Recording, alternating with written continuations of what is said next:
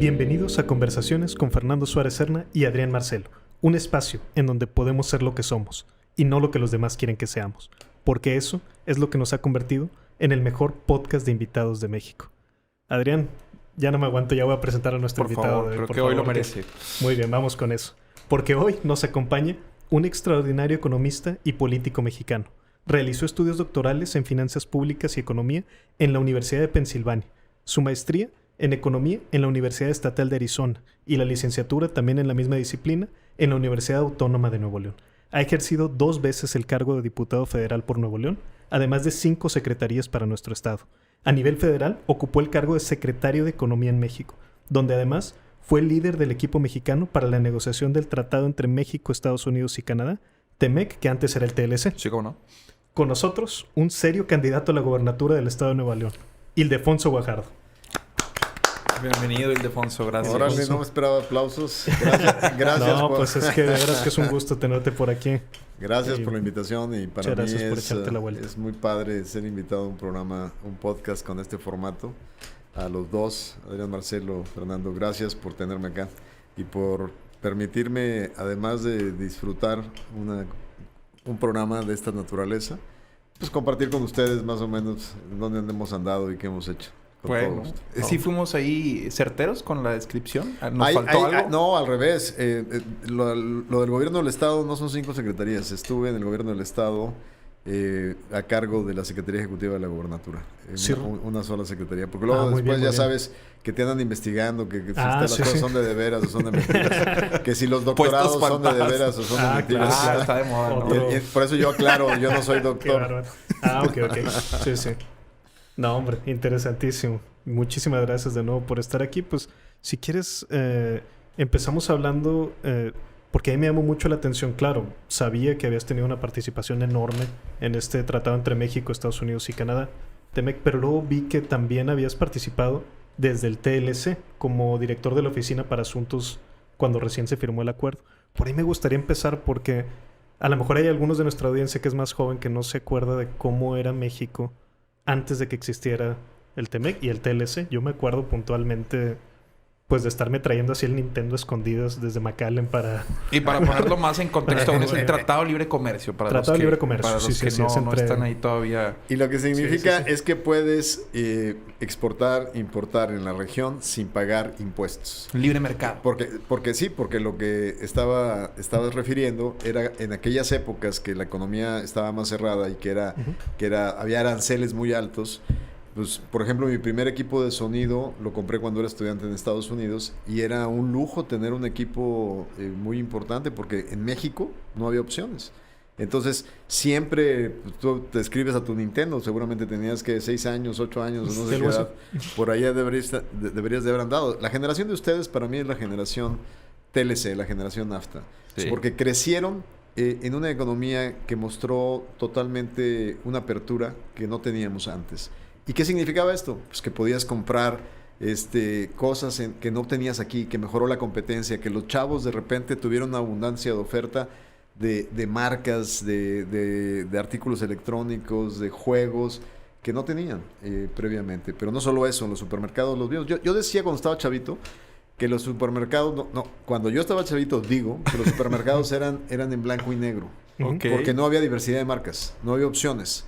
Hoy tú vas y ves un producto de jugo de fruta y viene en su versión light, en su versión de tales sabores o en un tamaño, keto, en una forma, orgánico y todo. Todo lo que tú te puedas imaginar. Antes llegabas y no había más que la lata esa que se oxidaba de Jumex con una banda, perdón, ya dije la marca, no sé si ustedes cobran por No pasa nada. Y la verdad eso vino a transformarnos, pero no solo la parte de disponibilidad y competencia, sino también vino a transformarnos una parte muy importante, que es la de oportunidades.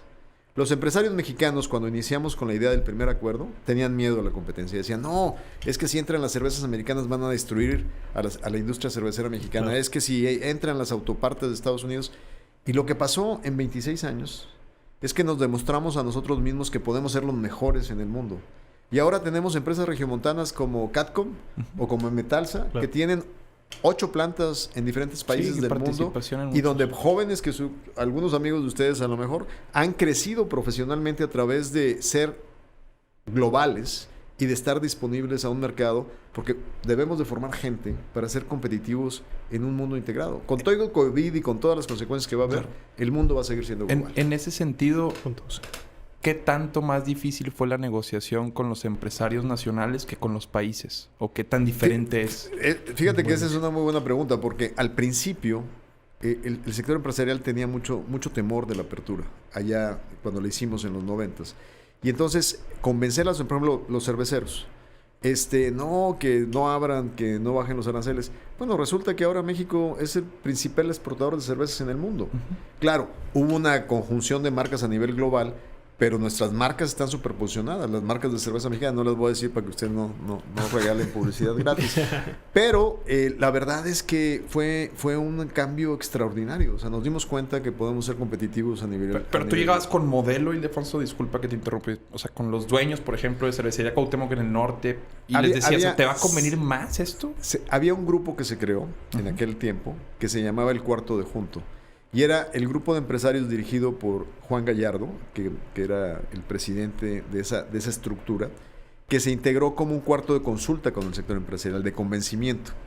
Esa estructura funcionó y luego después la dejaron caer. Y cuando yo llegué de secretario los últimos 6 años de la administración pasada, reconstruimos esa estructura de diálogo, porque cuando llevas al país a ese tipo de aventuras, lo tienes que hacer de la mano de quienes van a estar beneficiados o afectados de esos procesos. Tiene que ser por consensos. Este país tiene que construir decisiones de la mano de la sociedad civil, de la mano de los empresarios. No hay otra forma. Excelente. ¿No? Absolutamente de acuerdo. Y pasando un poquito ahora, ya no al TLC, sino al TEMEC, ¿está bien dicho? Tratado de México, Estados Unidos y Canadá. Muy bien. Que ya sabes el juego ahí de palabras, porque el que se aferró a quererlo llamar USMCA, entonces cada país puso primero la letra de su país. US, Sí. Qué buen dato. M es US, United States, M, México, C, Canadá, USMCA. Pero luego los primeros memes que salieron, salíamos los negociadores como aquel conjunto YMCA, ¿no? Haciendo el indio y nos dieron ahí una madriza con el nombre. Pero cada quien lo adecuó a su idioma. Mira, hasta en esos detalles. Sí, o sea, hasta eso se negocia. Pero antes de salir de lleno de la génesis del Tratado de Libre Comercio, se podría decir que es en este tipo de tratados, por una cuestión geopolítica, de alianzas estratégicas, que el capitalismo, se podría decir, tiene un triunfo o una victoria. O sea, ¿a esto aspira el capitalismo como tal? A ver, es muy ambiguo, muy general, pero... No, la generación de ustedes les toca un reto muy padre. Yo creo que el capitalismo, el antecedente, y claro que esto espero que no nos lleve a una discusión demasiado seria. ¿El antecedente cuál es? El antecedente es la Guerra Fría, que empezó en la Segunda Guerra Mundial, los equilibrios globales y Estados Unidos como arquitecto del acuerdo internacional. Pero ¿qué es lo que pasa? Esa Guerra Fría deriva del enfrentamiento del bloque comunista con el bloque capitalista, pero viene el triunfo transitorio del thatcherismo, o sea, de la Margaret Thatcher y Reagan, donde se impone una visión del mundo. Pero eso nos lleva a un capitalismo extremo, que nos lleva a la crisis del 2008 y 2009. Entonces, yo creo que a la generación que ustedes representan, les toca el reto de una economía de mercado con instituciones fuertes para conducir estados fuertes, socialmente responsables, donde hoy construyamos beneficio de todos. Ya está demostrado que estos desequilibrios y estas desigualdades terminan impactándonos a todos. Todos terminamos pagando el precio de las diferencias, de que haya gente con carencias, de que los empleos no alcancen, de que las pensiones no le lleguen a los adultos mayores en suficiencia para tener una vida digna. Entonces, a ustedes les toca reconstruir un modelo basado en un mercado que funcione, pero que sea socialmente responsable. Como un híbrido que los países primermundistas en Europa empiezan a mostrar. Pues no empiezan a mostrar, los escandinavos ya lo tienen. O sea, que tienen un híbrido en donde no es del lado oscuro del capitalismo, pero sí lo balancean. No, pero más que un híbrido, lo que tienen es un sistema... Primero tienen la confianza de sus ciudadanos. Totalmente. Tienen los niveles de impuestos más altos del mundo, pero los ciudadanos saben que lo que pagan de impuestos se utiliza en cosas que les dan satisfacción, como no ver gente en la calle, como no ver pobreza extrema, universidades, como ver educación. Entonces ellos están dispuestos a tasas en el margen en que las pagan, 75 centavos de cada peso, pero ellos están seguros de que están bien gastados y que en sus países no hay corrupción. Entonces eso da una fortaleza a la sociedad y una credibilidad de un sistema que jala a todo el mundo parejo para estar en un mejor estado de bienestar. Sí, entonces, nos pusimos muy serios, pero yo creo que esa pregunta es interesante. Y estos modelos de libre mercado también empiezan a tomar posiciones importantes. A diferencia del NAFTA, TEMEC, que ya empezamos a platicar, trae un capítulo de anticorrupción que es transparencia en las licitaciones públicas. Trae un capítulo para pymes. Trae incluidos, como si fueran violaciones comerciales, violación a derechos laborales y violaciones al compromiso con el medio ambiente. O sea, tú quieres un libre comercio que no sea detractor de un mundo en mejor balance ambiental, que genere calentamiento global, que no incentive energías alternativas. Entonces, yo creo que el avance hacia esas cosas, hacer cosas socialmente responsables, es bien importante. Absolutamente, absolutamente de acuerdo. Pasando al TEMEC, porque digo, el tema a lo mejor me voy a ir por la fácil, pero sí me genera a mí pues la mayor duda de todas, pues cómo te sientas a negociar con Donald Trump, porque nos puede caer bien o mal, pero sin duda alguna es uno de los mejores negociantes de todo el planeta. Entonces, ¿cómo te preparas como para eso? Sí, sin duda Donald Trump es un negociador duro y usa como instrumento ser impredecible y ser totalmente disruptivo. Sí. Pero fíjate que cuando tuvimos la sorpresa de que ganó la elección del 16, que todo el mundo creímos esa mañana que Hillary iba a ganar. Así es. Pues mis libros de cabecera cambiaron ya, o sea, de lo que tenía programado para leer adelante siendo secretario de Economía, pues de repente se apareció El arte de negociar, ¿no? The Art of the Deal. O sea, yo no pensaba leer a Donald Trump, no me parecía de los ilustres que merecían ser leídos, pero resulta pues que para mi trabajo era necesario ver qué decía este cuate en sus 3 libros, ¿no? Y en El Art of the Deal dice una cosa que dice: cuando me siento a negociar mis negocios inmobiliarios, si el de enfrente se me agacha, paso sobre él y lo aplano. Sí. Pero si se pone resistente, entonces empiezo a definir una estrategia de negociación. O sea, lo respeta más. Entonces era clarísimo que independientemente del tamaño del reto, pues tenías que definir dónde estaban las potencialidades de México en ese proceso. ¿Y dónde estaban? Pues que muchos de la gente que votaron por él dependen de sus exportaciones a México.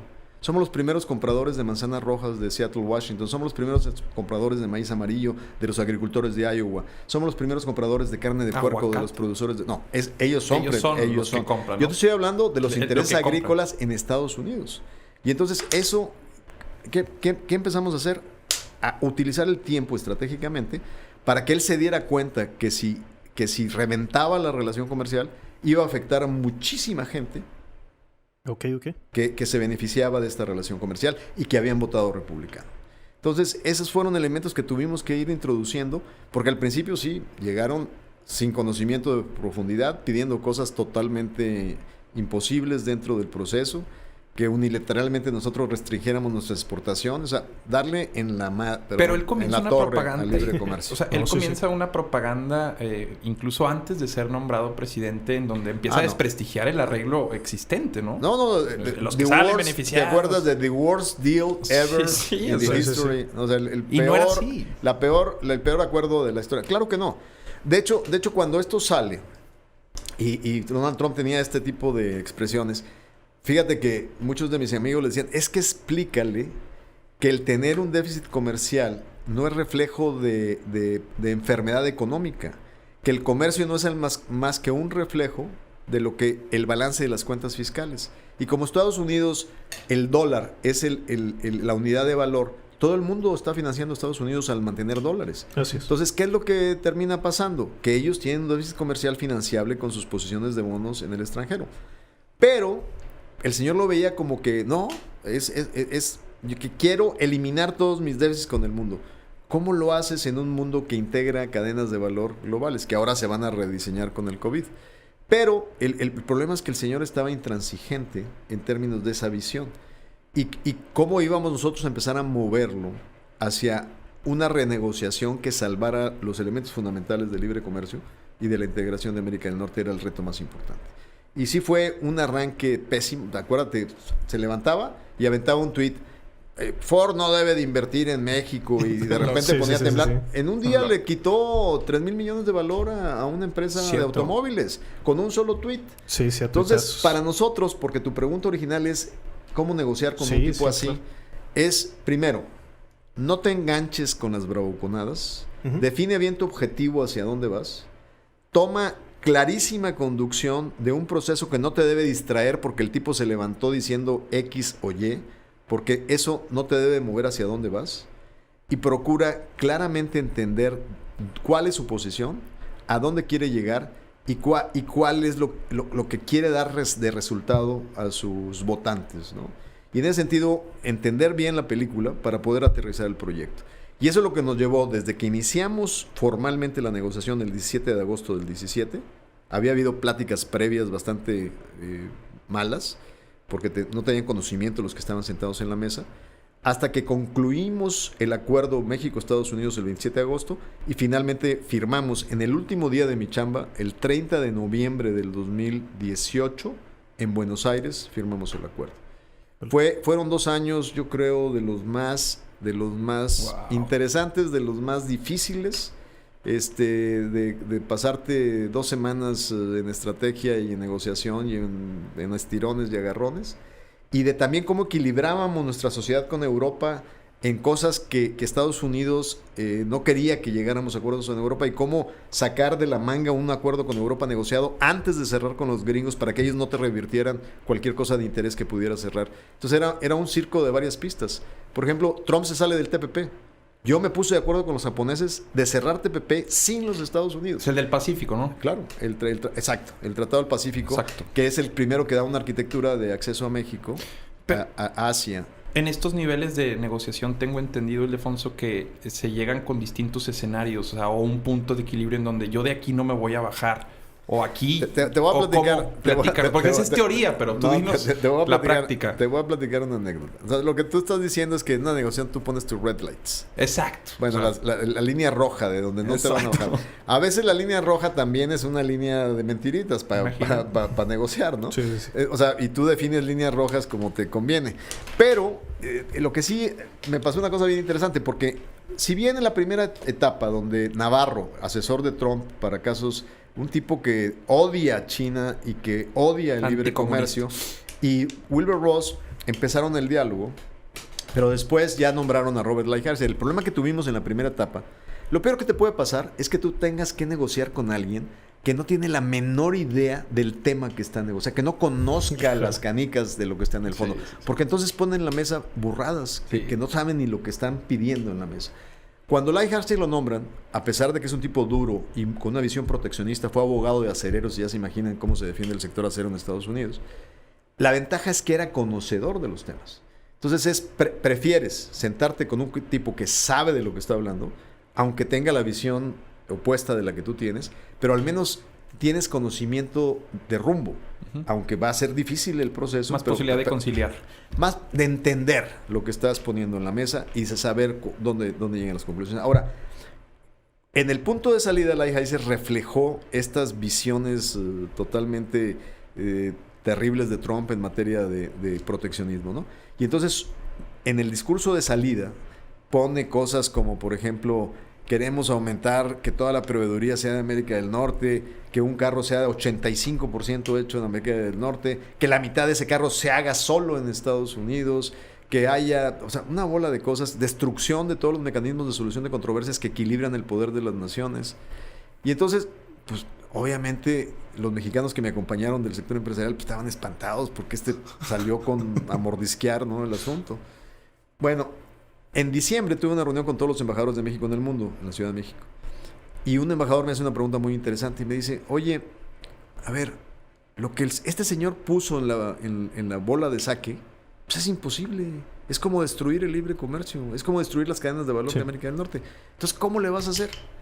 Y le digo, mira, acabo de ver una caricatura en el periódico esta mañana de un tipo muy bueno, Calderón, que relata que estaban 2 compadres y uno le dice al otro, oye, compadre, te vas a casar, te recomiendo que te compres una vaca morada. Okay. Y le dice, ¿y para qué quiero la vaca morada, bro? Dice, no, mira, es que le vas a decir a tu próxima esposa qué es lo que más quieres en la vida. Sin la vaca no puedes vivir. Y entonces ella va a decir, pues es bien importante para este güey, nació con la vaca. Entonces llegas, la amarras en tu patio, todos los días sales, la bañas, la acaricias. Y a los 10 años a lo mejor van a empezar las broncas y vas a meterte en pleitos matrimoniales y a lo mejor llegas al divorcio.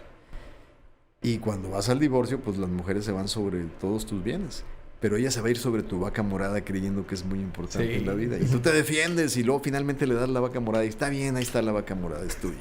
Órale. Bueno, en una negociación tienes que hacer muchas vacas moradas. En caricatura. Oye, bueno, dije eso un 6 de enero o un 7 de enero y me tocó en el 18 llegar a la primera reunión dura con Lighthizer en Washington y nos dimos un agarrón como de 4 horas y al final dice, no te vayas, espérate. Y le llama a un asistente y entra con un regalito envuelto así con moñito. Y mira qué gringo tan atento, sabe que fue Navidad y lo importante que es Navidad. Entonces abro el paquetito. ¿Qué crees que era? Una pinche vaca morada de plástico. Como diciendo, te estoy oyendo lo que dices en todas partes. ¿Es en serio eso? No veía venir eso. No, lo que pasa es que era una reunión pública. Un buen negociador tiene que estar totalmente informado de la circunstancia. Saber de dónde vienen las posiciones de enfrente, cómo se construyen y qué es a dónde vas a ir en la mesa. Y entonces lo que yo contesté al decirles, dice, pues sí, o sea, tú llevas una serie de juegos artificiales, tratas de defender una línea, pero sabes realmente lo que es importante, lo que tú te decías, tu bottom line, tu base de acuerdo. Y tratas de ver enfrente cuáles son señales de humo, cuáles son artificios y cuáles son verdaderas cosas de fondo. El poder entender ese juego te permite entrar en flexibilizaciones, pero luego tienes otro reto. Las expectativas de tu sector privado que lleva muchos procesos. Tú vas representando también el interés de México. No solo al pueblo. No, pero no solo eso. El Senado de la República me dio lineamientos sobre las bases de negociación. Exacto. Entonces, o sea, yo me sentaba, el equipo de negociadores mexicanos eran grandes profesionistas representando a todas las áreas, desde institutos autónomos, Banco de México, telecomunicaciones. Éramos más de 140 profesionistas. Y el cuarto junto empresarial eran 300 empresarios. Entonces, tenías varios frentes en los cuales tenías que estarte moviendo. Y obviamente también el frente interno del gobierno, sobre los equilibrios que tenías que tener con tus colegas de otras secretarías de Estado, porque el responsable es el secretario de Economía, pero los temas impactan a todas las cadenas, a todas las carteras de responsabilidad del gobierno federal. Porque también el labor de la Secretaría es como promocionar la inversión hacia México, ¿no? O sea, tienes que terminar en un acuerdo en donde se dé el terreno también para que exista una inversión, ¿no? Sin duda, el estar integrado en el mercado de América del Norte y tener acceso a uno de los mercados más grandes del mundo es el atractivo por qué la inversión extranjera en México creció tanto. A mí como secretario me tocó recibir y aperturar nuevas plantas en modelos que no había en México. BMW, cierto. Audi, Mercedes. Y esos son empleos, chavitos que salen de la prepa técnica o que salen de los planteles que te preparan como técnicos y que los agarran estas empresas, los mandan a Alemania a capacitarse y es un chavito que cambia su visión de vida. Y algunos se van hasta escuela nocturna para estudiar ingeniería. Varios amigos. Y entonces eso es un gran mensaje de que hay movilidad social en México y de que hay futuro. Por eso es todo este debate sobre el dinero asistencial. A mí me daba mucho gusto entrar en acuerdos con empresas para que a través del CONACYT diéramos fondos conjuntos para el entrenamiento de estos cuates. Claro, yo iba a visitar una planta en cualquier parte de México. Por ejemplo, el Bajío que se transformó. Antes eran vacas, ganado, leche. Y ahora está lleno de plantas automotrices, autopartes. Iba yo a una planta alemana, saludaba a los chavos de 24, 25 años de las chavas. Y les decía, ¿de dónde vienes? No, pues vengo de un pueblito aquí cerca de la planta. ¿Y qué hacían tus papás? No, pues tenían 2 hectáreas, eran ejidatarios y cultivaban ahí un poquito de maíz. O sea, tú ves en una generación cómo se transforman vidas a través de crear oportunidades. Es que qué importante eso que dices, porque a veces para la audiencia común, yo me incluyo, cuando escuchamos indicadores macroeconómicos, por ejemplo, pues es muy difícil. Es muy árido. ¿Cómo lo aterrizo? No, es muy árido. Pero cuando empiezas a ver cambios como estos que dices de, oye, pues aquí de repente me gradúo y pues ya hay jale. O de repente me gradúo y ya puedo comprar más cosas. No se empiezas a ver tangiblemente los resultados. Una de las cosas que más me está preocupando en esta crisis de COVID es la desarticulación del sistema educativo. La incapacidad de la educación pública de poder tener capacidad de infraestructura y telecomunicación para poder seguir la educación de los chavitos. Sí. Vamos a tener un costo estructural muy alto. Cuando el mismo episodio pandémico te invita a que lo veas como una oportunidad, ni siquiera como una crisis. O sea, está muy trillado, pero la realidad es que México tenía ante sus puertas una oportunidad de emigrar o al menos mejorar la metodología en línea. La educación en línea hay mucho trasfondo.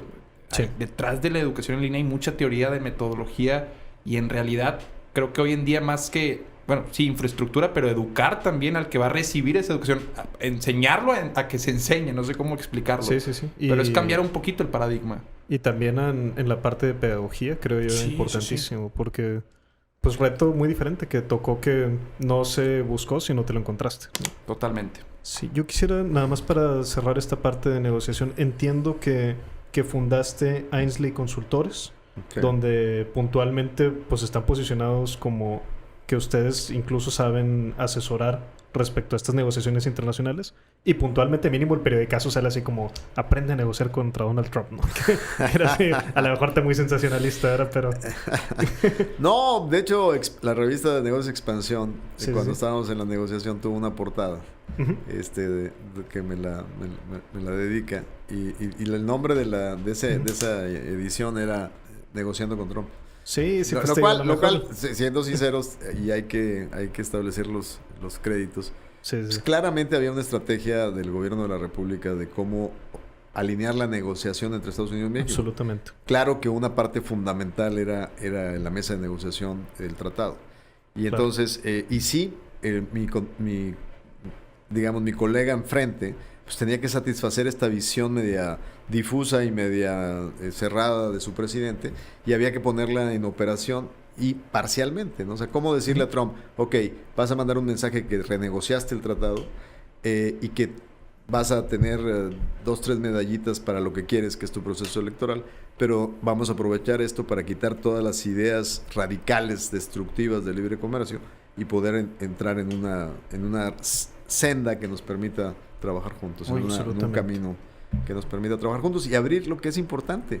Esto es importante para que los empresarios de las 3 naciones hagan cosas juntos y creen oportunidades, sobre todo para jóvenes. ¿Y cómo es la Casa Blanca? ¿Cómo es estar ahí? No, obviamente, pero el despacho Oval. No, ¿sabes qué? Me ha tocado el privilegio de haber estado con diferentes presidentes en el despacho Oval. La primera vez que estuve en la Casa Blanca, y fue por estar en el equipo de transición del presidente Zedillo, me toca coordinar la gira de Zedillo como presidente electo a Washington. Y me toca, porque en aquel tiempo los presidentes con extracto priista eran muy meticulosos y no querían dar señales de quiénes iban a ser sus secretarios de Estado. Entonces, al llegar a la Casa Blanca, él no quería sentar en la mesa a quienes iban a ser sus secretarios de Estado porque luego empezaba el golpeteo, los fregadazos para bajar a unos y influir en otros. Sí. Y entonces el presidente Zedillo decide que gente como yo, que estábamos en el nivel, no para ser secretarios de Estado, sino en un segundo nivel, para ser subsecretarios, decide sentarnos a un grupo que íbamos a un colega de Nuevo León, Javier Treviño, a mí. Entonces fue una experiencia impresionante. O sea, sentado, enfrente teníamos al legendario personaje Lloyd Bentsen, un senador tejano que fue secretario del Tesoro de Estados Unidos, que fue un personaje en la vida demócrata muy importante. Y fue una mesa muy interesante. O sea, ver a Bill Clinton en operación, un político icónico, también fue una cosa interesante. Y luego después me tocó, por cuestiones personales, me hice amigo de George Bush, hijo, cuando fue gobernador de Texas, y me tocó acompañarlo a Huatulco, a un viaje que hizo con sus gemelas, y me pasé un fin de semana. Tengo unas fotos que cuando las ves ahí en tu casa, estoy en una moto de agua con George Bush al volante, yo atrás, y los dos estamos con unas coronas en la mano. Entonces cuando era presidente y la gente entraba, cuando la gente entraba y veía la foto, decía, ¿qué onda? ¿Es el presidente? George Bush. O sea, me tocó pero es muy protocolario, Ildefonso. O sea, no. Quítate los zapatos. Fíjate que George Bush no tuvo muchos problemas para acreditarse en muchas áreas estratégicas. O sea, pues vieron ustedes la película sobre la vida de su vicepresidente y cómo lo Dick proyecta. Cheney, exactamente. La verdad, como ser humano, es un gran ser humano. Tiene una gran don de gentes. Es un tipo, o sea, yo lo conocí y lo traté mucho como gobernador. Cuando esto lo lleva a la Casa Blanca, pues lo dejas de ver un rato. De hecho, yo le mando, cuando se especulaba, le digo, señor gobernador, se escucha que usted puede ser candidato de los republicanos. Y me dice, mira, primero voy por mi reelección de gobernador. Y si gano la reelección, esto es como un corcho en un río. El corcho me va a llevar a la Casa Blanca. Y entonces, pues lo dejé de ver un rato porque anduvo en la campaña, gana. Y entonces le mando una notita con una corbata con grabados mexicanos y le digo, me da gusto que el corcho llegó a la Casa Blanca. Y yo, ahí yo me convertí en diputado federal en ese periodo. Fue mi primera diputación. Y era el presidente de la Comisión México-Estados Unidos y me invitaron a la celebración del 5 de mayo. Pero yo tenía ya como un año de no verlo. Y dices tú, pues cuando la gente viene en una vorágine de crecimiento como la de él, pues ni me va. Estaba yo sentado en la segunda fila, estaban los miembros hispanos del gabinete norteamericano, y venía él con Aznar, el presidente español, porque iban a ir a Camp David. Entonces estaban saludando. Y yo estoy atrás en la segunda fila, al lado de un empresario mexicano, y de repente dice, Ildefonso, ¿is that you? O sea, se me cayeron los pantalones. O sea, la memoria, el nombre tan difícil. Y se abren así, me saluda y me dice, ¿cómo has estado? Le digo, pues, aunque usted no lo cree, le digo, fíjese que soy diputado por mi país. Y me dice, porque es muy bromista, me dice, nunca creí que hubieras tú ganado una elección. Y en mi cerebro le digo, pues, estuve a punto de decirle, pues usted en la rigor, quién sabe si la ganó. Sí. Porque, pues bueno, ya también. Pero bueno, esa apreciación que tuvo Bush en ese momento ya no es válida. Ya llevo dos campañas para diputado federal muy buenas. Bueno, una para diputado local, una para diputado federal. Y lo que viene. Vamos a ver lo que ya viene. Veremos. Sí. Yo quería preguntarte también por tus influencias, porque siento yo, y a lo mejor equivocación mía, no sé, pero es muy difícil poder decir así abiertamente, es que yo tengo a este político como ejemplo. Creo que... Como referencia. Sí, como que la imagen que nos hemos hecho del político... Está estigmatizada. Yo he visto alguno que hasta me parece chistoso hacia la distancia ahora, pero hace unos 4 o 5 años hasta estaba esta moda de que veías a los candidatos que el emblema de ellos era yo no soy político, así como desmarcándose de la profesión misma, que es en la que quieren estar como servidores, ¿no? ¿Sabes qué ha pasado? Lamentablemente en México hemos estigmatizado la política por el comportamiento de muchos. Uh-huh. Y hemos transmitido un mensaje a los jóvenes inadecuado. La política finalmente es el arte de poder transitar a través de los consensos sociales, grandes soluciones y futuro del país. Al momento de estigmatizarla y de que la gente tenga una imagen terrible de la política por los políticos, no por lo que representa la política, así es. Hace que se vuelva una profesión a veces hasta denigrante. Y en ese sentido, muchos jóvenes se desalientan de participar. Y eso es muy malo porque si no estamos nutriendo la participación del talento, pues empiezan a caer las buenas opciones para el desarrollo de proyectos futuros. Y es fundamental para un país el liderazgo. Y creo que es lo que más nos hace falta para el futuro en México. Tener opciones. Yo siempre he dicho, Nuevo León se merece que cada partido político mande a la batalla electoral a sus mejores hombres. Mejor, de tal manera que una elección no sea un volado de vida o muerte para un Estado. Pero hay una cierta aura en la cuestión de servidores públicos en la que no sé si estés de acuerdo conmigo. La forma en la que se legitiman es el nivel de educación que tienen o casi que se vuelven tecnócratas, no sé, como que tienen un acceso al conocimiento muy distinto. En tu caso, combinas lo educativo con lo empírico, con lo que has aprendido a través de la función misma. Entonces, como que incluso hasta le quitas el partido. Muchos jóvenes de ahora son apartidistas. Ya escuchaba la otra vez una campaña del PRI de agradéceselo al PRI. O sea, muchas cosas como el TLC incluso, pues viene en un mandato del PRI. Entonces, como que se le quita a veces muchas cosas por obvias razones. Después terminas viendo aberraciones o despilfarros o desfalcos que pues te hacen perder fe, pero se le quitan muchas cosas buenas a los buenos por las poquitas o muchas que hagan los malos, que son muy ruidosas. Y eso, yo creo que sí hay muchas cosas que agradecerle al PRI. Me gustó mucho la definición que diste ahorita, a ver si nos la puedes repetir, porque ¿qué es el arte del consenso? No salió así, no es... No me salen 2 veces igual. Pero me gustó mucho. Ahora la volveré a escuchar. La vas a escuchar en el podcast. Oye, pero no, mira, el tema, tú hiciste referencia a algo. Yo nazco, a diferencia de ustedes, en un México de un solo partido político. Totalmente. Entonces, cuando tú crecías, si te interesaba el servicio público, tenías pocas opciones. O sea, te entrenabas. En aquel momento yo quería una carrera muy fuerte para una carrera de servicio. Y estuve entre ser abogado, ser economista. Y la verdad es que en ese momento empezaba la época de la economía y se ponía de moda y estaban los grandes nombres de economistas prestigiados. Y decidí por economía, afortunadamente, porque creo que la Universidad Autónoma de Nuevo León tiene una de las mejores escuelas de economía de América Latina. Y su nivel de exigencia ha sido siempre muy riguroso. Entonces, lo importante en la vida es tener muy buenos fundamentos para después tener un arranque sólido. A veces la gente piensa en la política y dice, pues con ser rollero y con tener carisma, a ver, siempre es importante poder tener la sustancia para contribuir a soluciones. Entonces, en aquel tiempo tú estudiabas, te esmerabas, y el sistema político apreciaba a los tecnócratas que eran los que presentaban soluciones, etcétera. Con el método científico. Pero finalmente los que decidían eran los políticos. Había muy buenos economistas en épocas donde hubo terribles errores en el manejo de la economía del país, pero porque los políticos terminaban haciendo lo que querían en aquel tiempo. A mí me toca ser una generación de transición. ¿Qué quiere decir esto? Que yo me preparé profesionalmente, pero que tuve un punto de inflexión donde me dirigí a la política en una coyuntura. Y a partir de ahí me fui a la Cámara de Diputados por primera vez en el año 2000. Ya había cumplido a los 40 años. Y esa experiencia te transforma. Porque una cosa es lo que aprendes de política pública en el tema económico, y otra cosa es estar en un proceso de escuchar a la gente, ver problemas. En la crisis del 2008 me tocó hacer campaña en Apodaca, ir a visitar familias.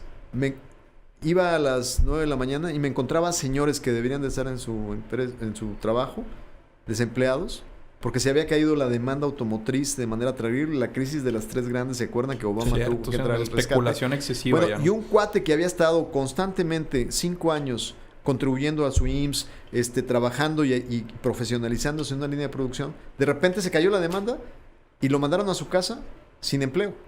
Y entonces ese cuate, te juro, la señora tenía semanas de darles comida fría a sus hijas porque le habían cortado el gas. Peligraba la cuota de la hipoteca de Infonavit con pérdida de casa. Entonces, tú en el diseño de política pública es ¿por qué este país no puede construir un sistema de desempleo para quien ha contribuido 5 años? No del de los flojos de Estados Unidos que hacen como que buscan empleo y les dan un cheque todas las semanas. No, un cuate que demuestra que ha sido un trabajador constante, que se le ha invertido en él, en su capital humano, en sus capacidades, y que cuando hay un bache de esta naturaleza lo agarres y le des un puente de salida de 9 meses o de 12 meses, mientras la economía vuelve a jalar y lo vuelven a enrolar dentro de un proceso de reactivación. El problema es que en el diseño de la política pública tienes que ponerte en los zapatos de la gente. Claro, hay restricciones de capacidades presupuestales en el país, pero hay que saber dónde orientar el dinero. En esta crisis lo más preocupante es que si bien el presidente se ha preocupado por los más pobres, por los adultos mayores, por los niños, por los chavos que no estudian ni trabajan, pero ¿quién está ayudando a los que están perdiendo empleo? La población económicamente activa entre 18, los que están en el mercado de trabajo, entre 18 y 65 años. ¿Quién les está tirando un salvavidas? Al mesero que el restaurante no ha abierto, al mesero que el restaurante cerró.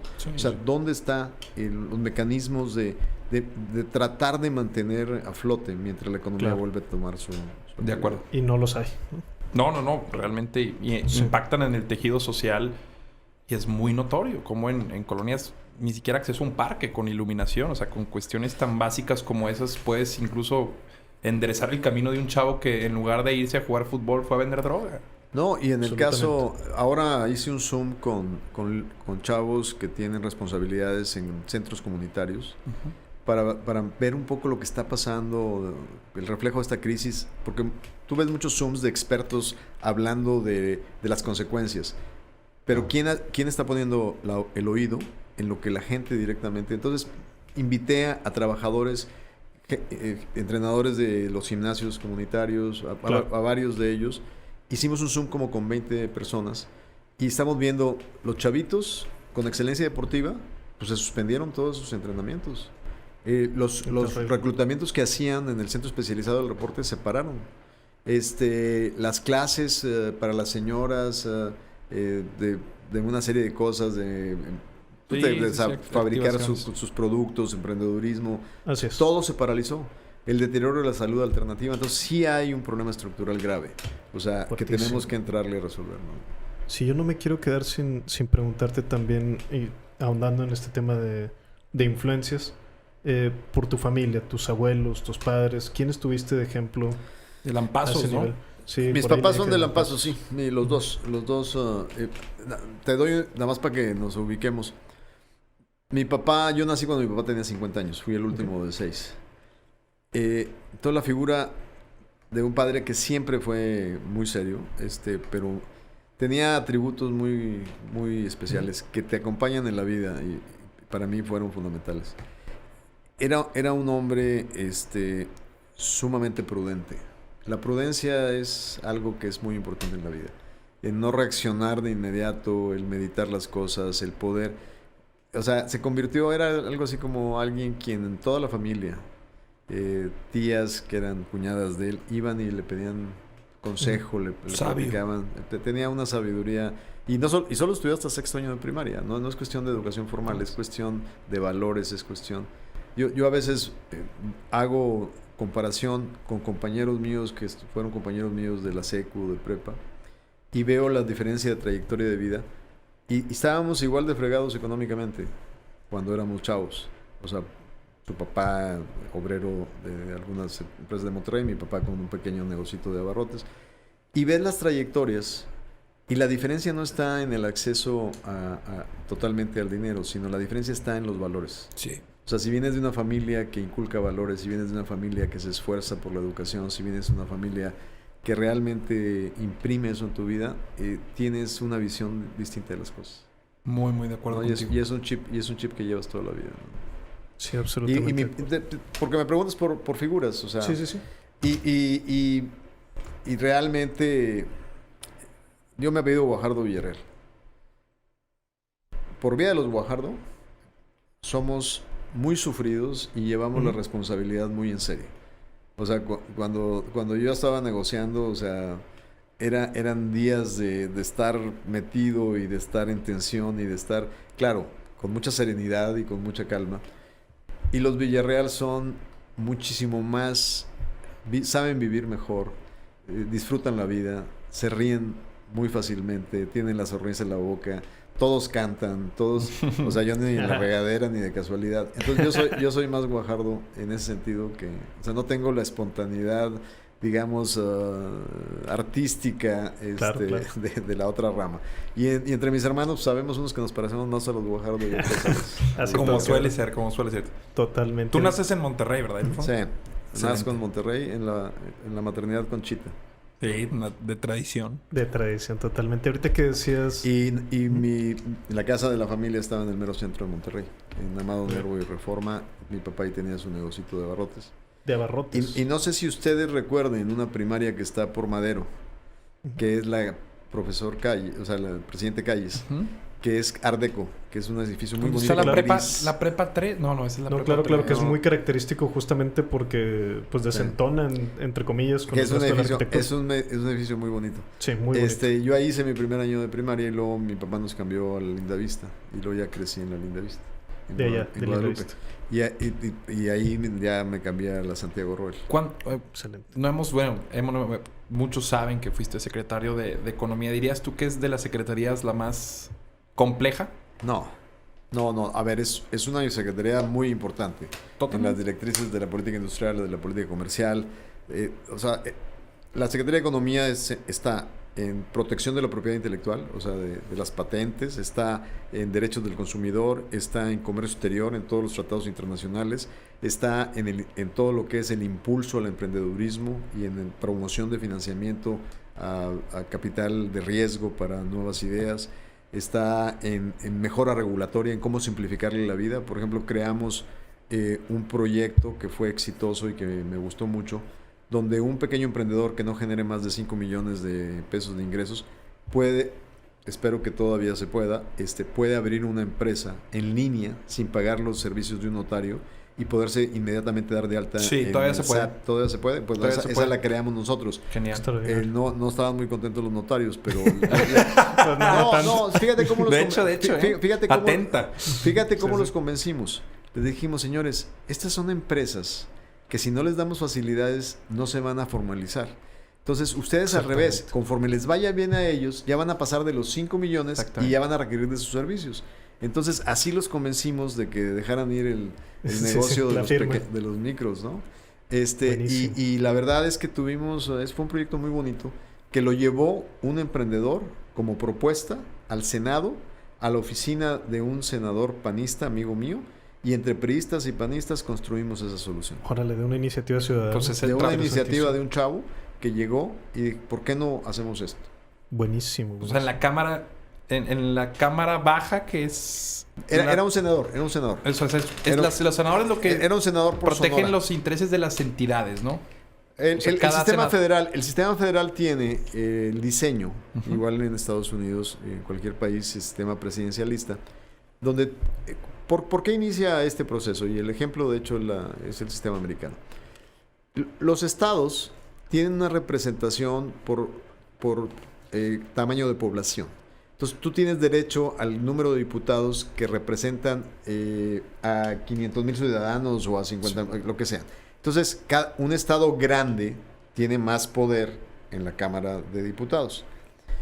Para poder equilibrar el sistema federalista, que no dominen solo los estados grandes, existe el Senado, que tiene una representación igual. Todo mundo tiene derecho a 2, en el caso de Estados Unidos, tiene derecho a 2 senadores, ¿no?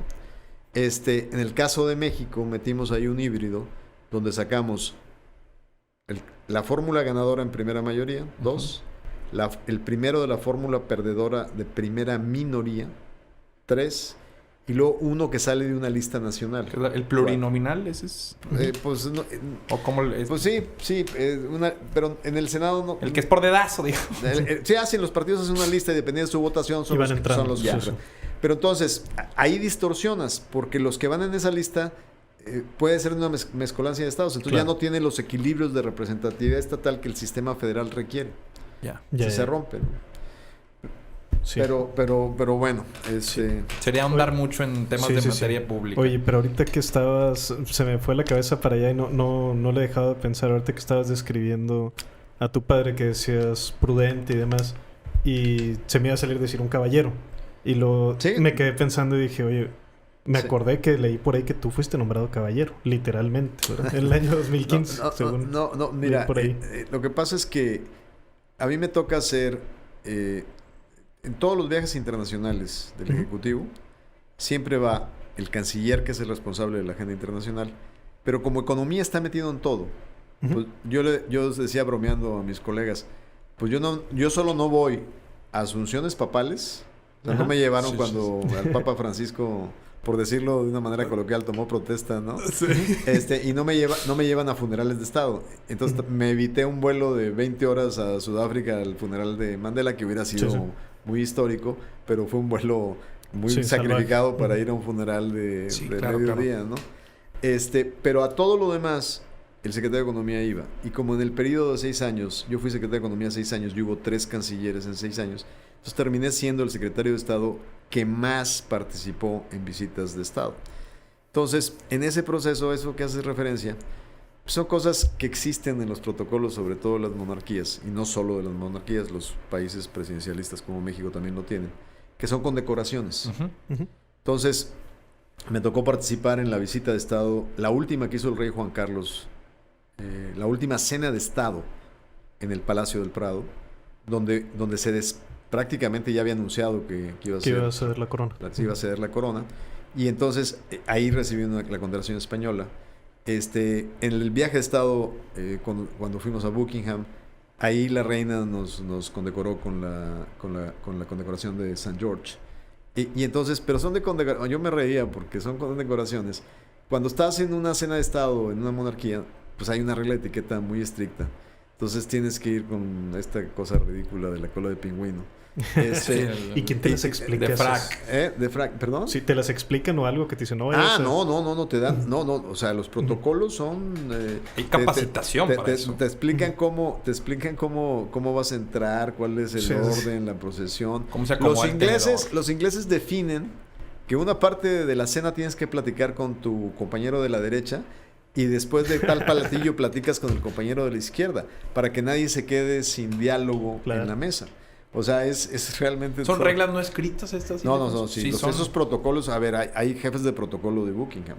O sea, la verdad es que es una experiencia interesante porque, bueno, nosotros tenemos un régimen republicano que pues no está en esos temas, pero sí, Francia, que es una república, tiene un código de visita presidencial que fue impresionante. Imagínate estar al lado de los presidentes, enfrente al Arco del Triunfo, donde viene el destacamento militar del desfile del Día de la Bastille, y al frente vienen 100 cadetes mexicanos con sus águilas en el brazo, abriendo el desfile. O sea, se te pone la piel chinita. Claro. Y luego ves al presidente que representa a los mexicanos, al lado del presidente francés, en un carro descapotado, seguido por 100 percherones, caminando por Champs-Élysées, rodeado de banderas mexicanas y francesas. Y luego remata la noche con la Torre Eiffel iluminada con los colores de la bandera de México, pues es... No, híjole, sí que lo que pasa es que ya el carro no debería ser descapotado after Kennedy. No, ya, bueno, jamás está... pues sí. No, pero manejan... No, en este caso, no, perdón, tiene razón, no era un carro descapotado. Sí, porque por las condiciones de seguridad ya no se usa. Uno de los sucesos tipo 9/11, pues el de Kennedy, pero... pues, se da en Dallas, es donde creo que le quitan la vida. Sí, fuertísimo. Francotirador. De hecho, pues ustedes estaban... ¿Harvey Lee Oswald o me equivoco?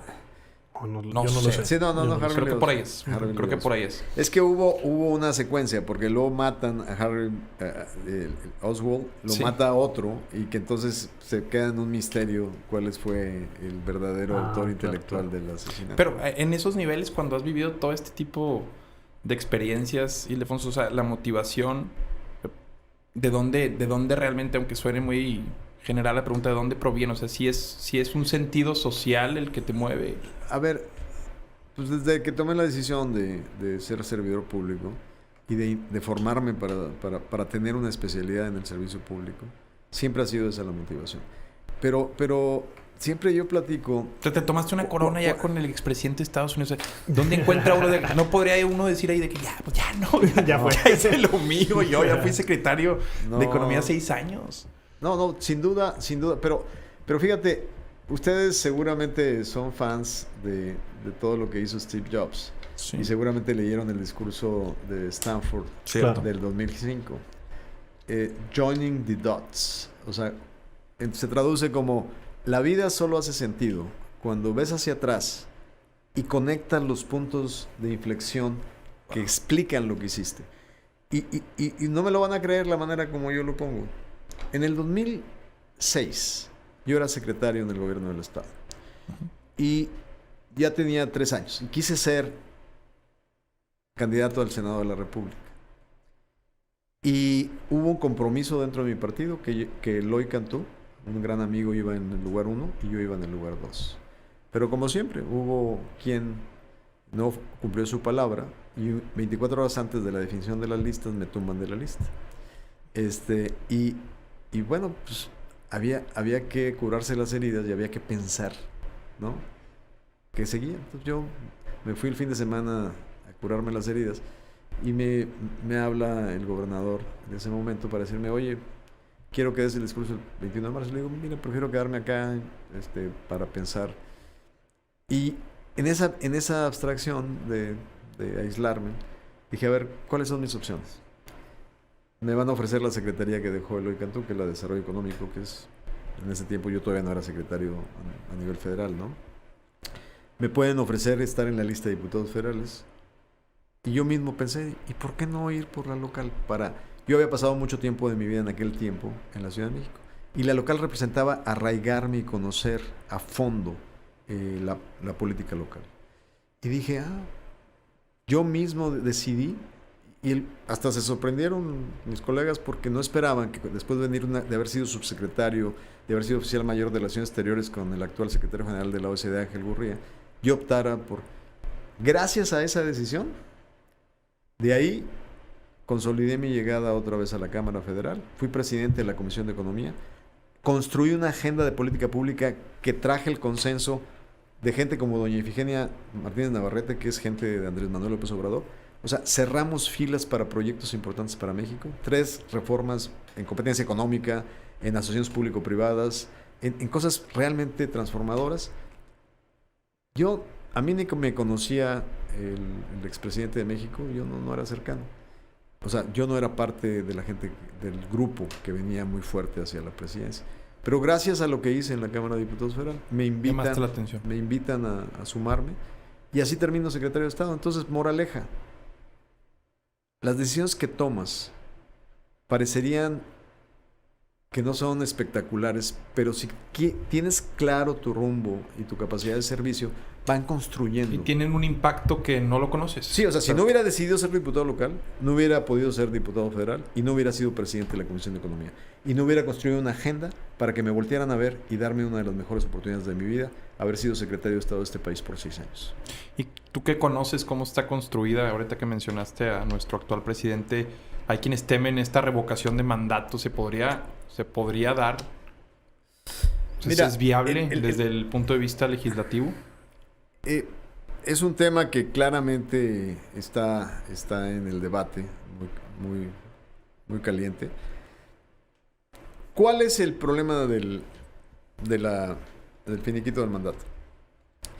Que presenta incentivos de politización y entonces acorta el periodo de planeación de un líder. O sea, si tú vas a ir a refrendar tu mandato, claramente vas a enfocar muchos recursos y muchas energías en poder ganar. Es cuando comparas el sistema presidencial norteamericano y el mexicano. Okay. Es mejor un periodo de 6 años que 2 periodos de 4. Porque ¿qué es lo que está pasando ahorita con Trump? Ahorita Trump no está pensando... Está enfocado desde hace 3 meses a la campaña. Cierto, y ahí no está el mejor interés del país. Entonces, el sistema de 2 periodos de 4 años es mucho menos atractivo para el beneficio del país que un sistema... Ahora, puedes decir, bueno, pero ¿qué tal si sale malo el presidente? O sea, el tema es que la revocación no resuelve en la profundidad de las cosas. Le mete más incertidumbre al país. Cierto. De acuerdo con eso. Muy buen elemento, muy buen punto. Pero después, ahora que comentas eso de que Trump sí tiene ya, ahora que lo piensas, tiene 5 meses enfocado en reelegirse. Claro. A 4 años, me atrevería a decir yo. De hecho, se podría decir, porque casi el primer mandato es para que el segundo se haga, o sea, puede ser propaganda los primeros 4 años, pero tú que has, de forma metafórica, probado ambos sistemas, somos a veces, no valoramos lo que tenemos como república en México, o hay muchas cosas del sistema gringo que podríamos extraer, Ildefonso. Mira, hablando de cómo explicar lo que ha pasado en tu trayecto profesional o de vida, otra decisión que yo tomé fue cuando me incorporé al Fondo Monetario Internacional. Okay. Yo había estado trabajando como director de Finanzas Públicas a los 28 años en la Secretaría de Promoción y Presupuesto. Y en aquel tiempo, todos mis colegas pues, eran parte de un grupo que llegó a la presidencia de la República. Y yo tenía la opción de regresar a México. Generalmente cuando participas en política dicen, pues llegó tu grupo, ¿no? Pero yo decidí quedarme en Washington, en el fondo, porque yo decía, tengo 28 años, tengo la oportunidad de conocer a mi país desde fuera y tener esta experiencia internacional. Y si me regreso a México, pues sí, tal vez voy a ser director general en un área económica, pero no voy a volver a tener esta posibilidad de ver a mi país desde afuera. Y eso me llevó a tener un interés de conocer la política estadounidense y de volverme un poco especialista en el sistema de cabildeo norteamericano, que fue lo que me dio mi entrada a la participación en el primer TLC. O sea, desde Washington, entender los intereses que estaban conformando la posición norteamericana en la negociación. Y ahí es donde aprendes con tiempo muy adelantado cómo funciona un sistema de balances, cómo el poder del Congreso, el poder del Ejecutivo, el balance, la Corte Independiente, Entonces sí hay un modelo de aprendizaje que probablemente no sea perfecto, y ya lo demostró sus problemas electorales con el sistema de distritales en lugar de voto directo, pero sí hay elementos que nos apuntaban hacia un estado con equilibrios de poderes.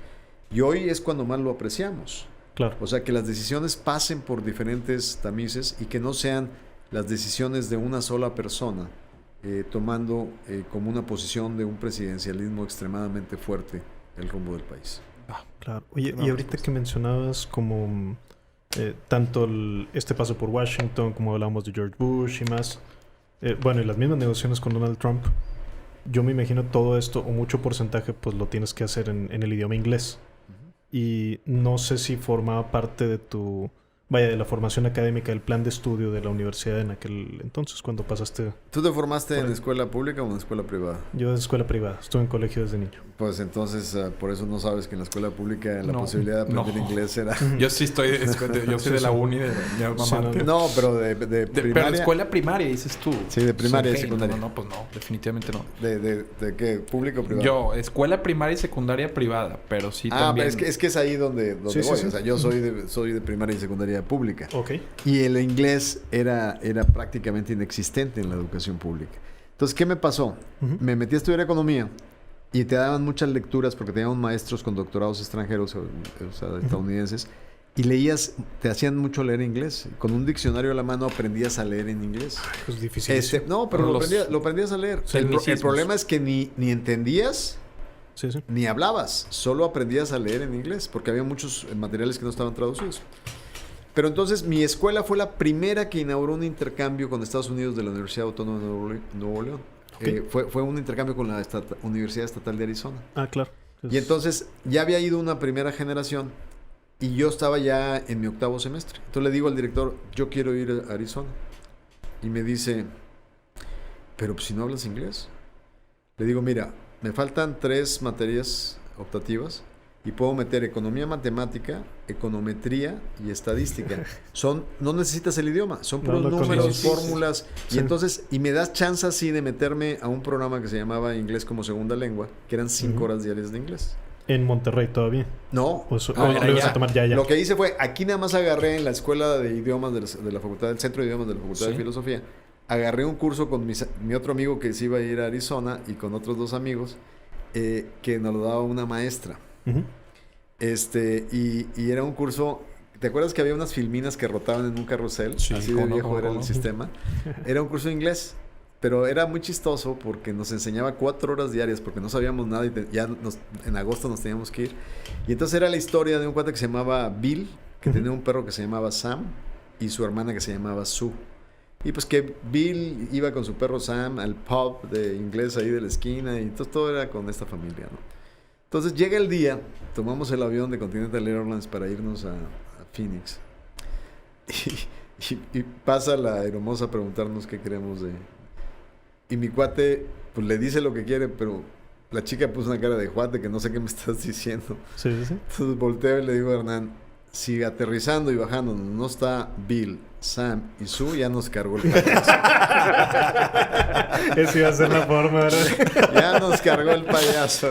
Pero sí. Oye, pues entonces llegué y me metí a un curso, de hecho 5 horas diarias de inglés. Iba desde las 8 de la mañana hasta la 1 de la tarde y luego tomaba mis clases en la maestría. ¿Y las pasaste todas? Sí, pero además tomé el TOEFL.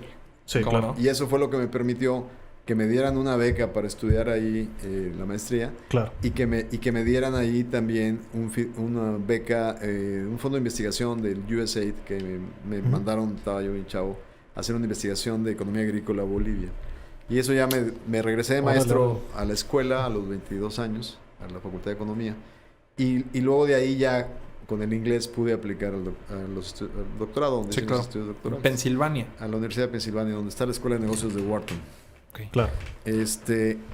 Pero la verdad es que teniendo el drive, teniendo el empuje, teniendo la ambición, vas a seguir empujando cosas. O sea, mis cartas de recomendación para ir a Pensilvania, conocí un cuate que se llamaba Pedro Aspe, que era el director del ITAM cuando fui a un congreso, Y ese cuate me lo presentó porque me le colé al Premio Nobel de Economía del momento, que había sido maestro de Pedro Aspe. Entonces, o sea, todo se te empieza a cuadrar cuando le echas ganas y cuando pones la... Sí, se abren puertas, se abren puertas. Sí, es un maestro, se abren puertas que no sabías ni que la puerta estaba ahí, ya te la encuentras abierta. Es correcto.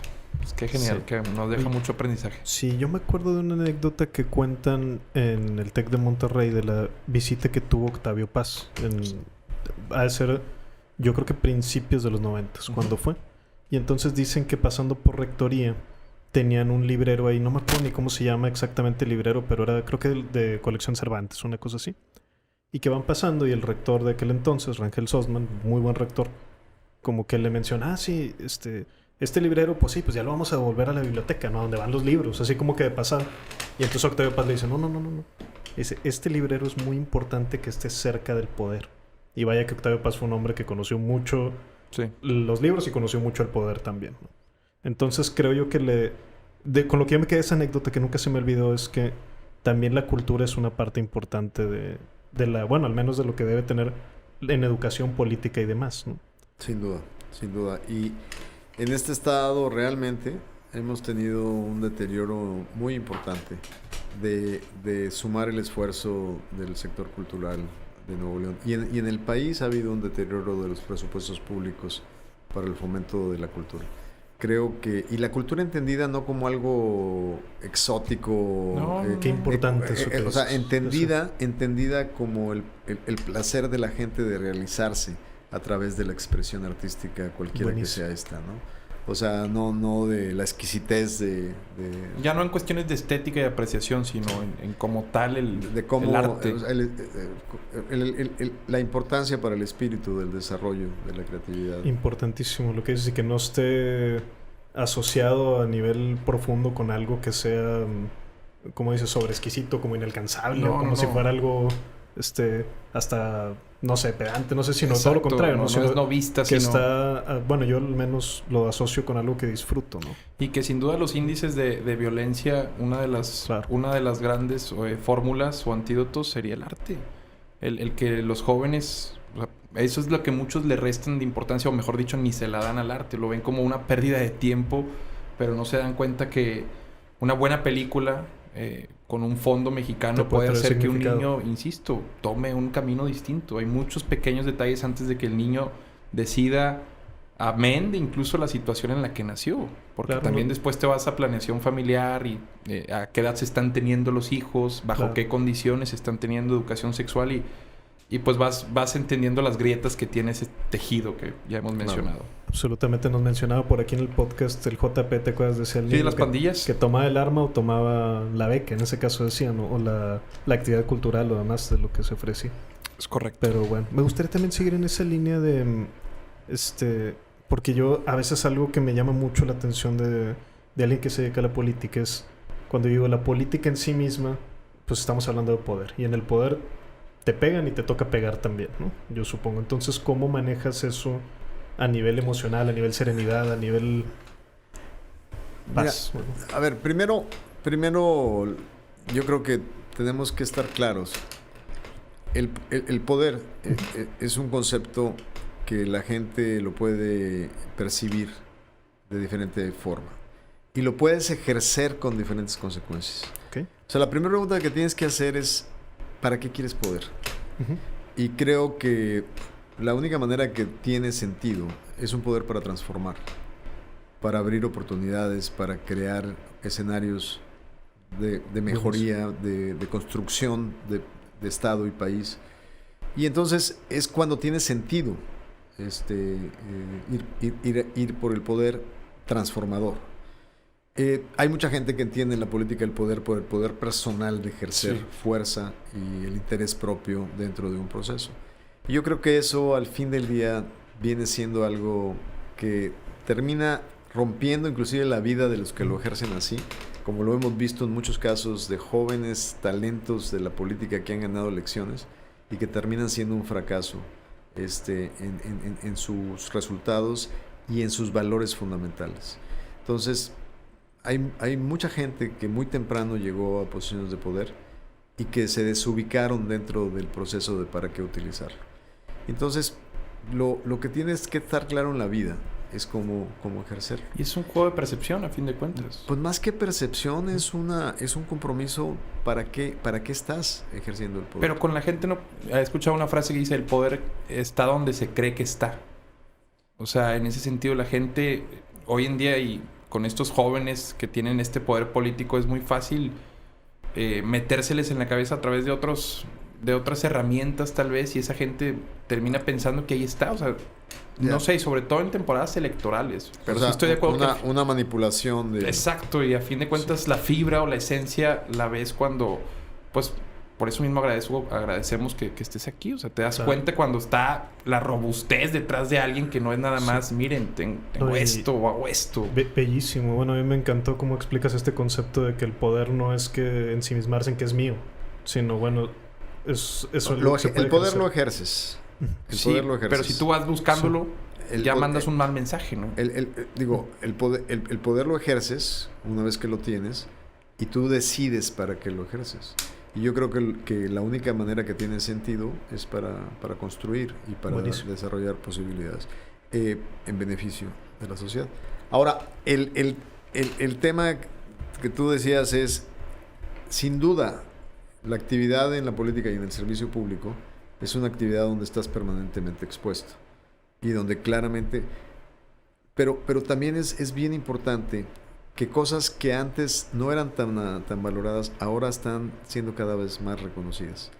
La gente está pensando ahora en una revaloración de la experiencia, de las capacidades para solución de problemas y de darse cuenta que esa decisión tan personal y tan específica, el día que vas a sufragar una decisión, debe ser pensando no necesariamente en quién se ríe más, quién cuenta más chistes, quién es más simpático, quién es más cara bonita, sino pensar en quién tiene la mayor capacidad para ofrecer soluciones. Y yo creo que esa reflexión va a ser una reflexión que en su momento vamos a estar valorando todos. Y no solo en México, este es un tema global. Yo creo que Estados Unidos, rumbo a su próxima elección de noviembre, se va a dar cuenta que tener un presidente como Trump que recomienda que tomes Lysol para que tus venas combatan, yo me quedo con el concepto que pones sobre la mesa hoy, que es lo menos es más prudencia. Tú hablaste de la prudencia hoy, y creo que en un político, al ser una carrera de, al menos lo que yo percibo, es de constante negociación, de esta cabildeada constante o estar lidiando o mediando entre grupos opuestos o ideologías opuestas. Si dejas entrever en momentos que eres inestable o que te falta inteligencia emocional, para mí ahí ya un político o un funcionario público ya cayó de mi gracia, ni siquiera por cuestiones de ambición o una cuestión en la que pueda tener una mala ética. Ahí no tengo la moral para juzgarlo, aunque pues siendo ciudadano y siendo él un servidor público sí podría, pero es eso, cuando muestran estas claras señales de que realmente están ahí por otras razones, no por una cuestión de capacidad, sino ¿por qué está él ahí? O sea, ¿cómo pudo haber llegado? A través de infundir miedo, no lo sé, a través de incluso de ver la oportunidad otras cosas de división, no sé, exacto. Sí. Y eso es lo que a mí, la prudencia es con lo que me quedo. Sí, y yo voy muy en línea con esto que mencionas. Creo que la comunicación política de los últimos 4 o 5 años ha sido quién polariza más y quién se vuelve meme, ¿no? Eso creo que ha sido como una constante que he visto y percibo, no sé si estoy en lo correcto o no, pero que ya hay un hartazgo. O sea, que ya hay de que ya entendí lo que estás intentando. Cuando ves que alguien como va que no por se esa chupa línea, el dedo la gente. Exactamente, creo que ya pasa, pero bueno, no sé, vamos a ver qué sucede. Después también nos llevamos sorpresas. Sí, uno nunca sabe. Nos llevamos sorpresas. Por otra parte, en esta parte de polarización, yo veo mucho, no sé si coincides conmigo, Ildefonso, que ahorita los términos como tecnócrata, neoliberal y demás, más allá del significado real que tiene la palabra, se usa como si fuera un sinónimo de malo, ¿no? Cuando dices neoliberal, haz de cuenta que es malo, es el villano, es el... Mira, las etiquetas de este tipo que tratan de poner o eres esto o eres esto, así categóricas y tan determinísticas, son malas en cualquier escenario. O sea, tú no puedes, y ya platicamos un poco del origen del capitalismo extremo, Pero no puedes acusar todo un proceso de construcción de política pública en base a un modelo tan simplista. O sea, el sobresimplificar el neoliberalismo, o sea, yo creo que no es saludable. O sea, puedes decir, tal vez las estrategias de intervención sobre protección y no regulación certera de los monopolios o de la banca no son en el mejor interés de la gente, pues puede estar correcto. Hay gentes como George Stiglitz, Premio Nobel de Economía, que tienen una contribución fundamental, que lo que quiere son estados fuertes, no estados grandes, estados que puedan regular en favor del interés de la comunidad, del interés común, de la sociedad y el interés público. Entonces, en ese sentido, etiquetado draconiano me parece un ejercicio. Yo no compro esto. Como tampoco compro el que queramos polarizar a los mexicanos poniéndoles etiquetas. Exacto. O sea, yo siempre les digo a mis amigos, porque sacan bromas, digo, no reproduzcan la palabra fifí, no reproduzcan la palabra chairo, porque estamos cayendo en un juego de polarización. El riesgo más grande que tenemos como país es dividirnos y confrontarnos como sociedad. El día oscuro para Venezuela empezó cuando Venezuela fue partida en dos y cuando se confrontaron los venezolanos contra los venezolanos. Eso no podemos darnos el lujo de que pase. Y eso está en función de una clase empresarial con una gran responsabilidad social, está en función de un sistema de incentivos que nos permita sacar lo mejor de la gente permanentemente y que su esfuerzo sea bien retribuido.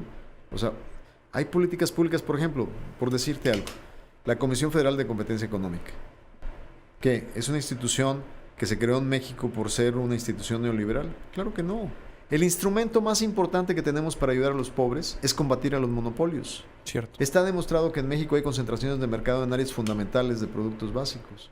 Y entonces, el utilizar las capacidades de lucha contra concentración de mercados te hace que haya mejor accesibilidad, hace que empresas dominantes en algunos mercados que inhiben el desarrollo de talentos, como las telecomunicaciones, se abran y puedan ser más accesibles para el desarrollo del emprendedurismo. O sea, la competitividad está asociada con la base para la cultura del esfuerzo, en un piso parejo para todos. Eso y entonces, es clave. Entonces, ahí yo te estoy dando un ejemplo de un modelo que alguien puede decir, no, es que se creó en la época neoliberal. ¿Me perdonas? Pero la institución que representa autónomamente la libertad de competencia en México es una gran institución. Y después estamos muy sesgados. Creemos que no existen este tipo de conversaciones porque nuestra percepción es de Twitter. O que ahí no se da este diálogo en donde se trata de ganar, se trata de exhibir al otro y voy a ir con este concepto que es totalitario y absolutista con la intención además de terminar denostando o haciendo menos tu opinión. Mi suegro tiene un depósito, ahora que comienzas la competencia económica, y no hay Oxxo que le pongan en la colonia de Santa Catarina que lo tumbe. Entonces, en ese sentido, entiendo pues cuál... Porque hay un sentido de comunidad. Exacto, porque hay un sentido de comunidad y de alguien que emprendió incluso viniendo de fuera. Entonces, no hay Oxxo, no hay Bodega Aurrerá que pueda tumbar el hecho de que la señora quiera comprar el lonche el domingo de la noche. Ahora lo que dice... Yo les platicaba que mi papá tuvo una pequeña tienda de abarrotes. ¿Dónde creen que se instaló el primer supermercado del centro de Monterrey? Su casa se llamaba. Enfrente de la tienda de mi papá. Entonces la familia dijo, híjole, pues ya nos cargó el payaso aquí. Bueno, nos dimos... Fíjate, ahí también un coscorrón a mis hermanos y a mí. Porque nos dimos cuenta de que la tienda de la esquina tiene otra misión.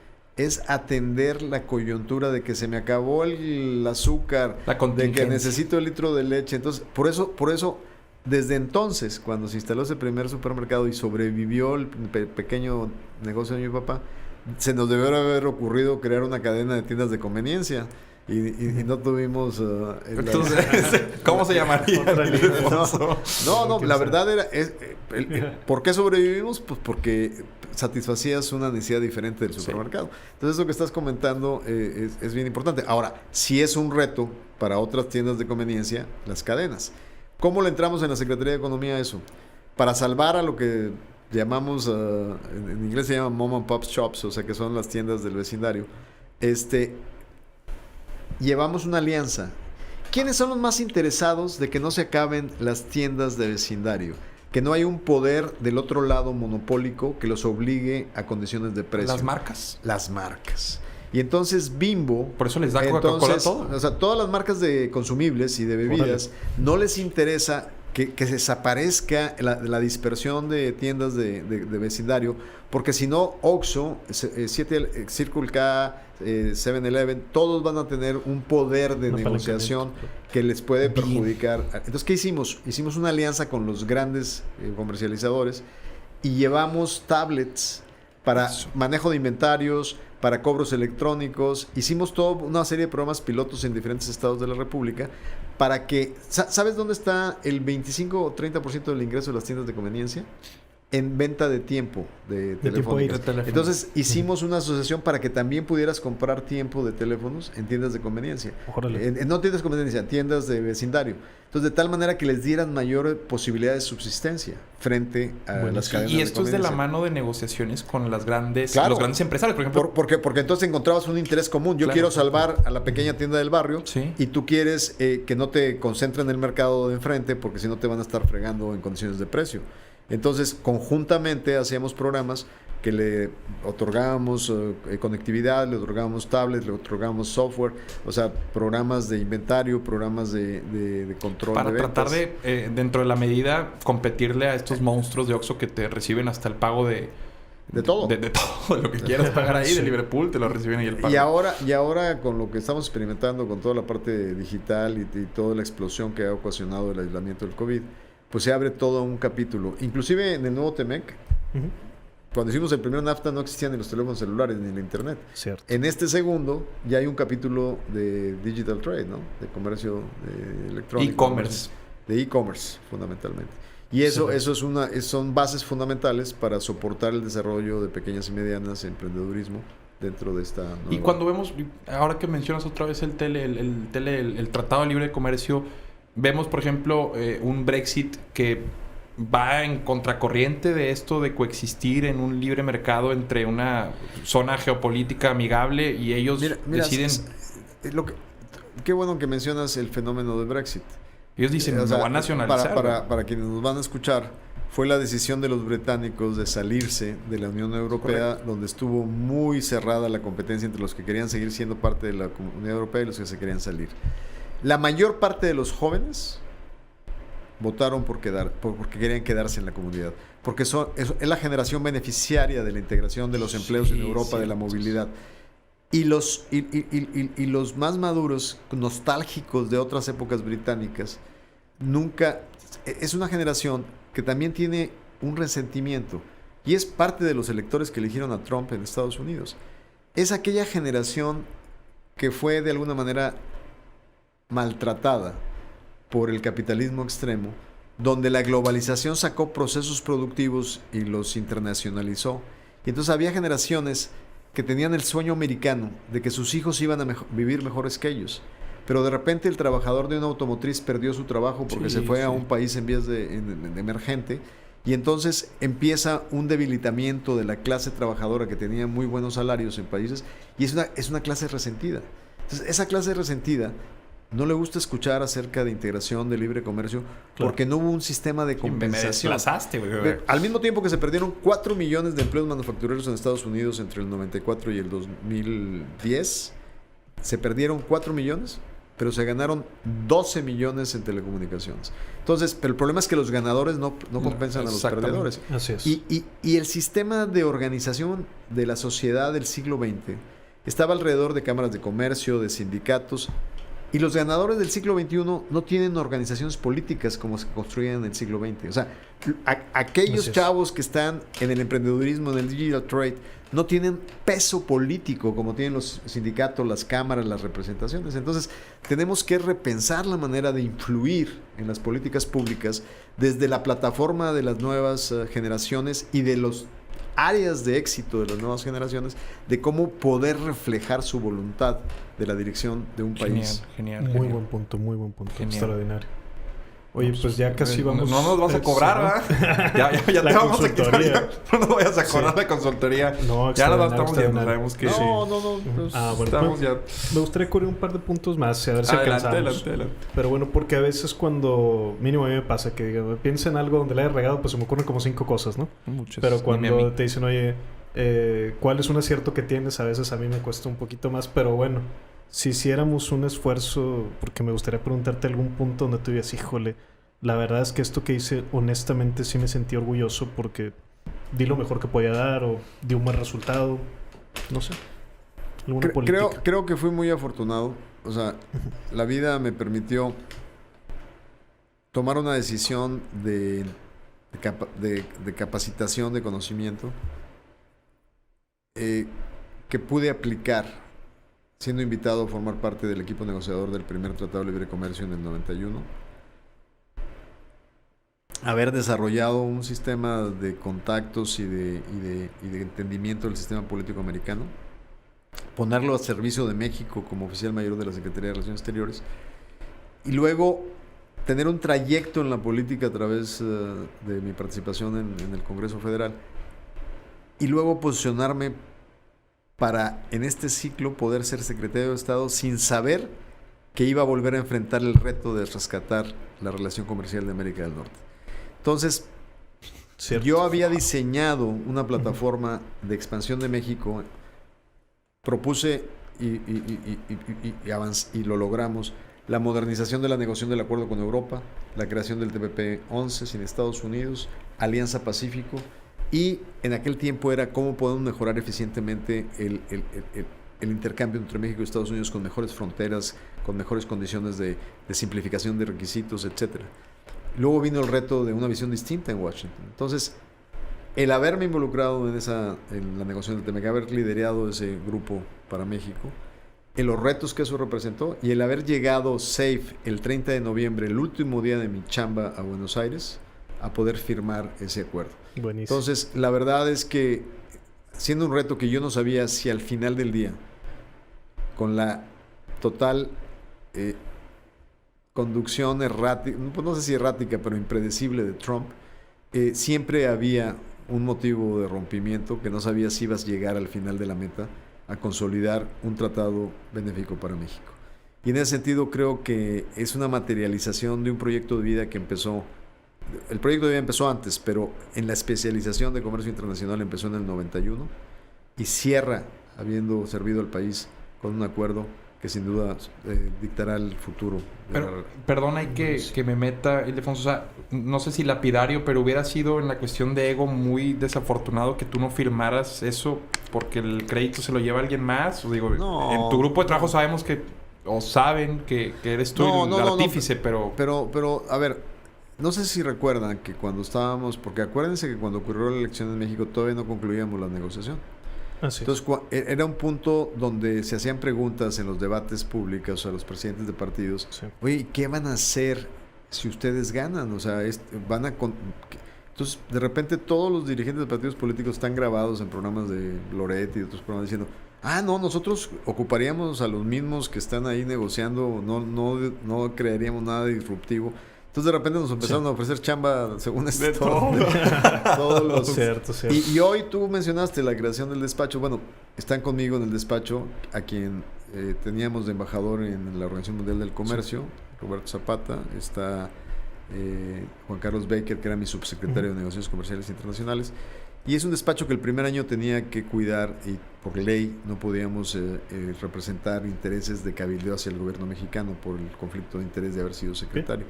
Entonces, al principio tuvimos muchas cuentas que tenían que ver con asesoría a algunos países en temas comerciales. Por ejemplo, Inglaterra está rediseñando todo su proyecto de alianzas comerciales porque al salirse de Europa pierde el marco común comercial de la Unión Europea. Claro. Entonces nos dedicamos, y yo me dediqué mucho el 19 a dar conferencias y fue bastante productivo dar conferencias el 19 porque como estaba todavía sin aprobación el acuerdo, era un tema que era de mucho interés por empresas extranjeras y nacionales, entonces tuve muchas contrataciones hasta que llegó el COVID. O sea, mi última conferencia física o con presencia fue en Playa del Carmen, a un grupo que se llama el YPO, Young President Organization, que del sur de los Estados Unidos, Es una organización muy padre de empresarios jóvenes con mucho poder económico, que me invitaron a darles una plática, y fue un grupo muy interesante porque está esa organización, imagínate, son los hijos de los hombres más ricos del sur de los Estados Unidos, entonces imagínate la herencia ideológica de esa parte de Estados Unidos. Y me gustó mucho interactuar con ellos porque me pusieron una condición: te vamos a pagar tus $20,000 de la conferencia, pero no queremos que nada más vengas la hora y te vayas. Queremos que te registres con nosotros, vayas a todas las fiestas que hacemos, vayas a todos los eventos que hacemos. Sí, claro. Y cerraron un hotel ahí en la Ribera, un hotel muy bonito que está ahí en Mayacobá. Y lo contrataron solo ellos. A ver, ya entendí por qué esa organización tiene como límite de edad 50 años. No se puede aguantar. No, o sea, se parran, o sea, tenían fiestas hasta... Pero fue muy interesante porque hicieron una valoración y fue un grupo con el que conviví desde el bar de la piscina hasta... Y en mi conferencia solo tenían a 2 conferencistas mexicanos. El presidente Calderón, que nada más llegó y se fue, hizo una presentación de los logros de su gobierno. Y a mí hicieron un ranking, y al final del ranking de conferencistas gringos yo salí el mejor evaluado de la conferencia, y me permitió hacer muchas relaciones que son nuevos temas de negocio que estamos haciendo en el despacho. Buenísimo. Pero son cuates que a lo que voy es, yo estaba predispuesto a escuchar un grupo demasiado conservador del sur de los Estados Unidos. El hecho de que muchos de estos grupos se han internacionalizado y estos chavos ya son ciudadanos globales. Sí, ves una transformación de la manera como ven el mundo. O sea, sí, claro, vienen de donde vienen, traen su esencia. Como dices, de dinero viejo, se traduce, ¿no? Pero traen una visión distinta gracias a la integración global y gracias a la expansión de sus negocios. Y eso lo hace muy padre. Responsabilidad social, trabajo comunitario. Fue muy agradable esta experiencia. Extraordinario, extraordinario. Muchas gracias por compartirlo aquí con nosotros. Y pues creo que para cerrar me encantaría hacerte la pregunta. Retornamos ahí con el Volver al Futuro, el DeLorean, ¿te acuerdas? Por favor. Que alguna vez mencionábamos, no sé si te tocó ver la película, a mí me encanta. Sí, claro. Para viajar en el tiempo, pero Volver al futuro. Sí, Volver al Futuro. Pero decíamos, ¿qué consejos, si te pudieras platicar contigo mismo de 18 años, o sea, de estudiante en la Universidad Autónoma de Nuevo León, y te encontraras a ti ahorita esa versión, ¿qué le dirías como consejo, como camino, como...? Fundamentalmente, en mi propia experiencia, yo me diría a mí mismo, relax, enjoy. O sea, llévatela un poquito más tranquilo y disfruta tus etapas en la vida. O sea, lo único que creo es que tomé las cosas demasiado serias, demasiado temprano. Okay. Y la vida siempre cobra, ¿eh? O sea, los equilibrios, tú tienes que vivir lo que te toca vivir y tienes que tener la capacidad de ser responsable, de tener objetivos, pero al mismo tiempo no perder. Por ejemplo, te doy ejemplos tan sencillos que nunca se van a volver a recuperar. Los veranos, yo nunca hice el viaje mochilero a Europa. Yo conocí Europa la primera vez en mi vida cuando trabajaba en el Fondo Monetario Internacional a los 29 años. O sea, ¿qué me hubiera gustado? Me hubiera gustado haber tenido la decisión de decir, este verano no voy a trabajar y me quiero ir de mochilero a Europa con mis amigos. Sí, digo. Y eso es parte esencial de cómo vas equilibrando la vida. No te debes de perder ninguna etapa. Debes de tener muy claro qué quieres y ser muy responsable en lo que quieres, pero sin sacrificar en extremo las etapas que debes de vivir. Extraordinario. Yo creo que esa pregunta cuando es tan exitoso a quien se las haces, pues yo contestaría, no sé, nada más saludar, no te digas nada, güey, porque después cambias el camino, imagínate. No, quién sabe, a lo mejor te llegas a ir de mochilaro y te gustan los brownies en Ámsterdam. Te voy a... los brownies por algo, cabrón. No, o sea, pues todo pasa por algo, te voy a platicar algo que sí fue real. Yo me volví un fan de la Riviera Maya, imagínate, en 1982. Yo creo que mi primer viaje a la Riviera Maya fue en los 80s, inicio de los 80s. Todavía no era lo que es. No, por eso, pero fíjate. Yo siempre agarraba un jeep y me iba por una carreterita bien peligrosa iba a una bahía que se llamaba Cumal y luego me pasaba a snorkelear en un cenote que había una cadena y era puro monte y era un cenote que se llamaba Xcaret. Sí. Y luego me iba a las ruinas de Tulum, ahí mismo nos bañábamos, ahí podías entrar a todas partes y terminaba en un pueblito lleno de gallinas y de cercas de púas que se llamaba Playa del Carmen, que era de este tamañito. Bueno, yo iba muy seguido ahí con amigos y amigas a Playa del Carmen. Y ya en ese recorrido. Y una amiga mía se quedó a trabajar en bienes raíces en ese pueblito que se llamaba Playa del Carmen. Yo en esa época ya había sido maestro en la universidad, ya había hecho mis ahorros. Y esa amiga me propone, me dice, oye, se están con un esquema de participación, se están vendiendo manzanas en este pueblito y por $10,000 te compras una hectárea. Y yo tenía $20,000 ahorrados. Y entonces dije, hablé con mi papá, que a veces la prudencia también es ancla, ¿no? Y le digo, ¿cómo ves? Le meto mis ahorros a estas 2 manzanas en este pueblito que se llama Playa del Carmen. Y dice, ¿qué vas a hacer tan lejos? No, pero eso es lo que tú dices. O sea, ¿qué tal si las compro y termino ahí de hotelero o algo? De hotel boutique en Playa del Carmen y me hubiera perdido cuartos temáticos. Sí. No, es una chulada Playa del Carmen y bueno, pues... La verdad es que Playa era muy bonito. Y se nos pasó la mano ahí con los permisos de centros comerciales. Le quitamos el sabor. Y el asunto pluvial que tiene. Fíjate que ahorita pero eso es un problema de política pública muy serio. Muy serio. Porque tienes centros generadores de ingresos tan extraordinarios como Vallarta, como Playa del Carmen, como Cancún. Y luego no le emparejas los recursos para que la población que trabaja en servicios tenga una vida digna. Cierto. Y finalmente se te cruzan los caminos. Exacto. Entonces tú no puedes ofrecer al mundo un destino turístico de calidad sin tener un diseño y una planeación del desarrollo urbano de ese destino. Es lo mismo, platicas con un taxista de Acapulco y sienten que cuando nace Cancún... ¿Viste lo de la descarga de la bahía que acaban de hacer? Sí, terrible lo de los desechos, pero ellos se sienten así, de que, oye, todos piensan que Acapulco, y acabo de ir al abierto, es una chulada Acapulco, pero traes la idea de que como Cancún es el destino actual. Claro. Y se sienten, los trabajadores, sobre todo los locales de Guerrero, se sienten como... pues ninguneados. Éramos nosotros el jet set, incluso de Hollywood, de Frank Sinatra se quedaba ahí. Y hoy por hoy Acapulco... Desde Tarzán. Desde Tarzán, más para atrás, 60s. Desde Tarzán. Y luego era... en los 80s todavía era un centro... Sí, Fito Girón, toda esa onda. Rocky. ¿Cómo no? Silvestre Stallone tiene casa en Acapulco. Sí. Luis Miguel ni se diga. Claro. No, pero toda esa comunidad... Ronald Reagan, cuando era actor, iba mucho. Pero la verdad es que son destinos... que son muy rescatables.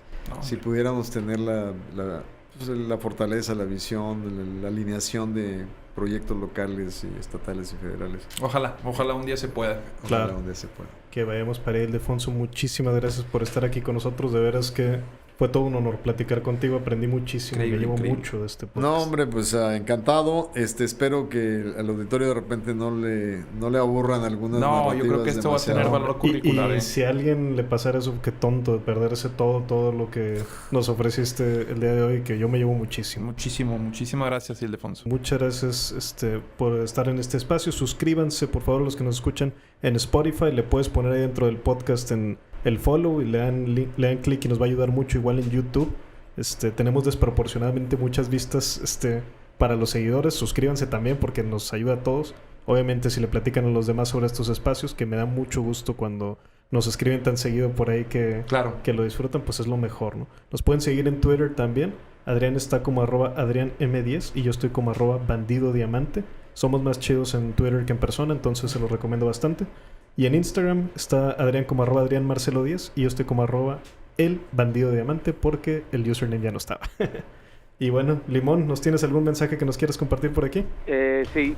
Bueno, no sé si el disco lo vas a preguntar al final, nada más Sí. Porque yo me quedé picado. No, todavía está. Todos queremos saber el disco que va a recomendar Ildefonso. Sí. Pero sí, los invito en Android a bajar la aplicación Zenko. Está como Zenko Ice Sliders. Con Z y con K. Adrián, ¿algún...? Pues sí. Perfecto. Zenko Ice Slider, lo bajamos y ya Android, ahí lo vamos a encontrar. Adrián, ¿algún código para las pizzas que nos compartas? Esta semana no. Esta semana no hay. Bueno, aprovechen para que aprovechen cuando sí. Sí, eso es correcto. Perfecto. Pues bueno, aquí nos escuchamos, Ildefonso. En este podcast tenemos una tradición y es que les recomiendes un disco de música que te haya gustado mucho, el primero que tuviste, el que tú quieras, pero un disco de música. No es el primero que tuve, es un... A ver, tengo muchos que me gustan, pero si así de inmediato quieres uno de bote pronto, Bebo y Sigala. Excelente. Bebo y el disco Bebo Valdés es un pianista cubano muy bien de Havana Country Club, y Sigala, el cantante de gitanerías español, hicieron un disco conjuntamente con una colección de canciones espectacular.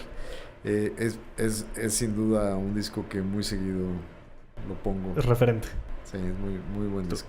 Bebo Sigala, así lo vamos a encontrar. Bebo Valdés y Sigala. Bebo Valdés y Sigala. Perfectísimo, pues muchísimas gracias por estar aquí hoy con nosotros. Y yo creo que por hoy es todo, compadre. Es todo, compadre. Es todo, compadre. Sale, gracias. Muchas gracias, Ildefonso.